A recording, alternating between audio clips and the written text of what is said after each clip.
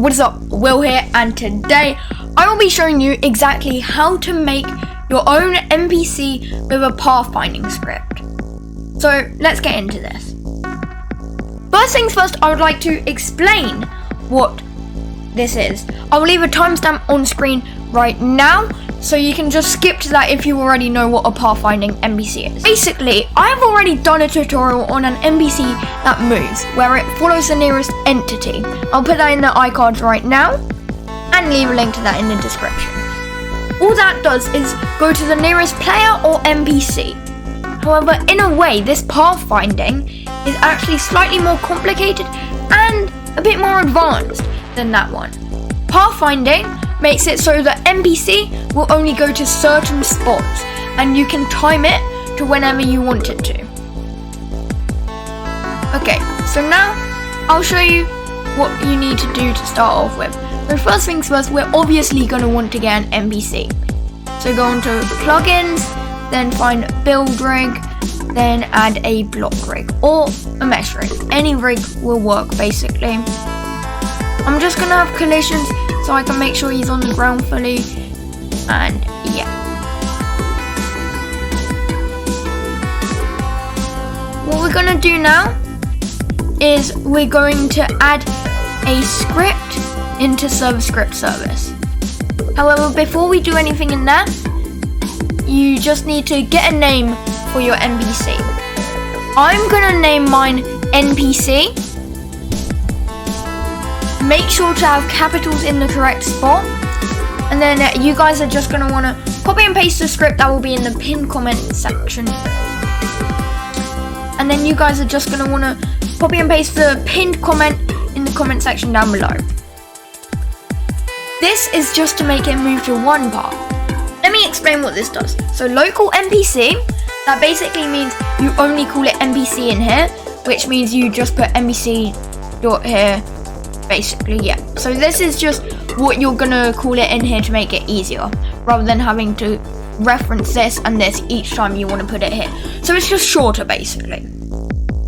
So local NPC equals game, basically in here, dot workspace, so in here, dot NPC, which is this. So if you were going to name it something else, like let's say you were just gonna name it dummy, you change the name there. Make sure to have a capital D or just no capital at all. You need to get the capitals right, so I recommend just copying and pasting whatever you put here, and then put it here. And then here, local checkpoint 1 equals game dot workspace dot checkpoint 1. We do not have that yet, so we are going to get checkpoint 1, which is going to be our first checkpoint. So we're going to add a part. We're going to resize it to however we want.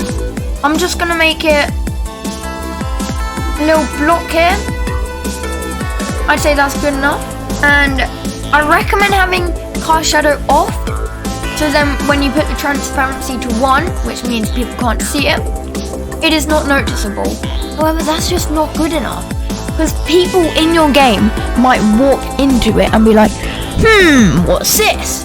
So you need to anchor it, of course, and set anchor light to false, so then the player can walk through it. And anchor just means it won't drop. And then we're going to name this check point 1 with the correct capitalizations. There we go. However, for this, I'm just going to make it so the transparency is 0, so you guys can see it when it works. And yeah, so now that here is referencing this part here.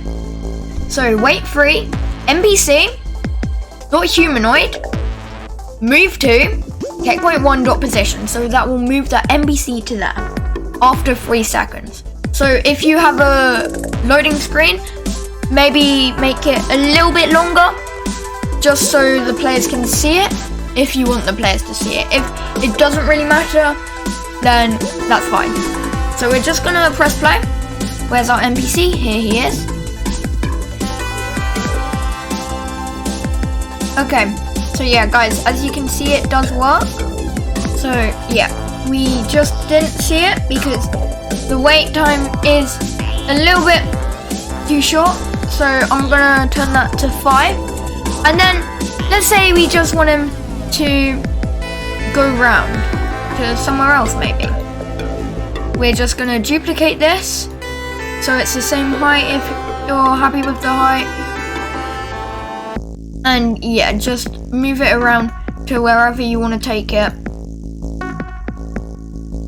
Okay, so it's kind of like a snake pattern. You go all around that, all the way around like that. Then we're just gonna find here, rename, name it to checkpoint 2. So I'm just gonna speed this part up when I rename this all.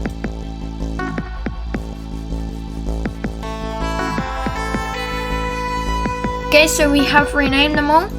Now we're just gonna copy and paste this 5 times.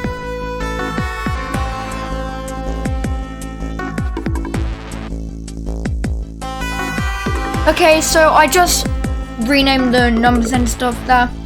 So now what we're gonna wanna do is copy this and paste it here. However, let's say you're doing a story game and it's like a maze. You need to get the timing pretty much exactly, because if you make it too long, it will just stop and then it will start again.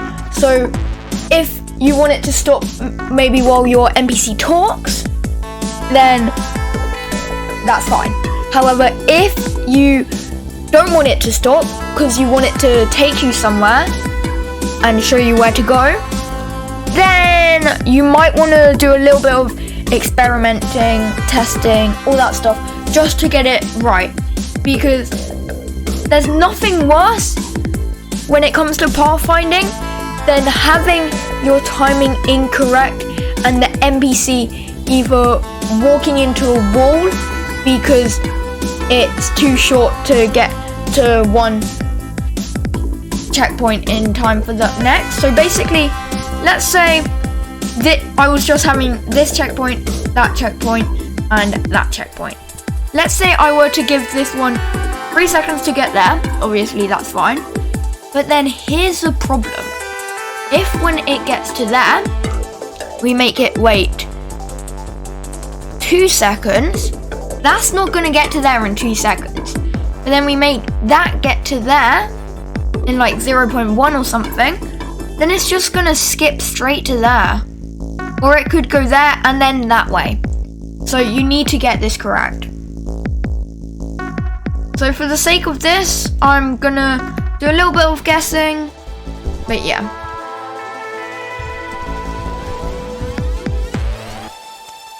I'm gonna make this like wait 0.2. If it's just going pretty much straight, it shouldn't matter too much if it skips 1 or 2. But yeah, just a heads up. Okay, so what I'm doing between here and here is making it too short on purpose, so you guys can see it go straight to there.